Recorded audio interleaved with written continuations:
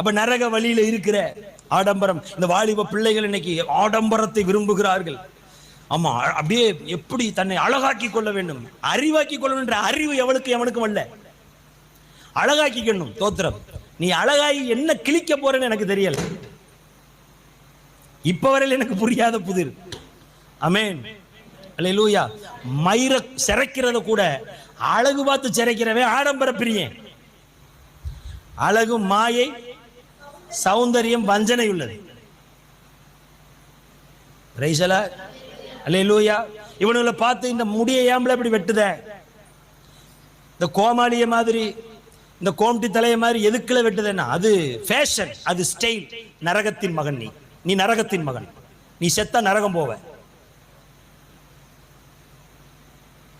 என்னைக்கு ஆடம்பரம் உன் இருதயத்தில் குடியுங்கொள்ள ஆரம்பிக்குதோ அன்னைக்கு நீ நரகத்தினுடைய வாசல்ல நின்று கொண்டிருக்கிறாய். உங்க அப்பா சொன்னா கேட்க மாட்டேன், உன் போதகர் சொன்னா கேட்க மாட்டேன், உன் ஆசிரியர் சொன்னா கேட்க மாட்டேன், உன்னை மதிக்கிறவர்கள், உன்னை நேசிக்கிறவர்கள், மூப்பர்கள் சொன்னா கேட்க மாட்டேன், என் இஷ்டத்துக்கு நான் நடப்பேன்னு சொன்னா நீ நரகத்தின் பிள்ளை.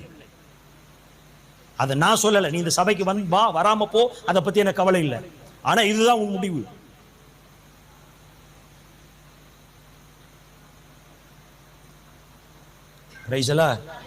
அல்லேலூயா.